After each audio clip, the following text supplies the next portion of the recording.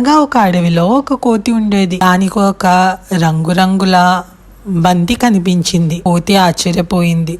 ఇది ఎవరి గుడ్డ అయి ఉంటుంది అని ఆలోచించింది. గాడిదను ఇలా అడిగింది, ఇది పులిగుడ్డు అయి ఉంటుంది కదా? దానికి ఆ గాడిద, లేదు, పులిగుడ్డు ఇంత పెద్దగా ఉండదు అని చెప్పింది. కోతి, ఈ గుడ్డు జిరాఫీది కదా అని అడిగింది. కుందేలు, లేదు, జిరాఫీ గుడ్డు ఇంత రంగురంగులుగా ఉండదు అని చెప్పి. కొంగ, ఇది ఏనుగు గుడ్డు కదా అని అడిగింది. కొంగ ఆ రంగురంగుల గుడ్డుని దగ్గరికి తీసుకుని దాని ముక్కుతో పొడిచింది.